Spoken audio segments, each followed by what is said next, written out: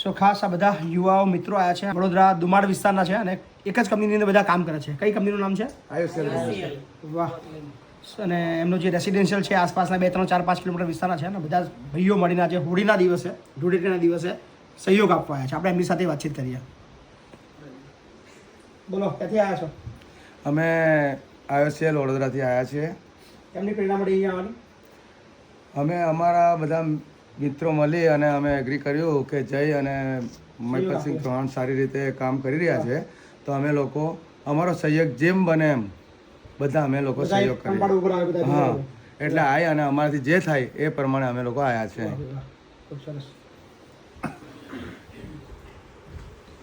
શું નામ તમારું? સાજીદ વોરા. અચ્છા, બોલો. અમે થોડોક ટાઈમ પહેલા બધા ભાઈબંધો ભેગા થઈને નક્કી કર્યું હતું કે અમારે બાપુને ત્યાં થોડુંક યોગદાન આપવું છે, તો જેનાથી બાપુ જે થયું એ અમે ભેગું કરીને આગળ આવ્યા છે. અને આજે રજાનો દિવસ હતો તો બધાને સાથે લઈને આવ્યા છે.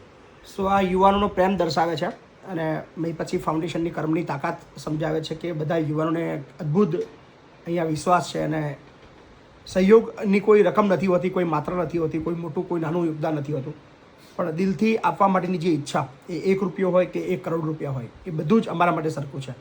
સો આ બધા જ ભાઈઓ પોતાની યથાશક્તિ મુજબ ફંડ ફાળો એકત્રિત કર્યો છે. કેટલી રકમ ભેગી થઈ છે બધા? 51,000 રૂપિયા. 51,000 રૂપિયા જેટલી મોટી રકમ.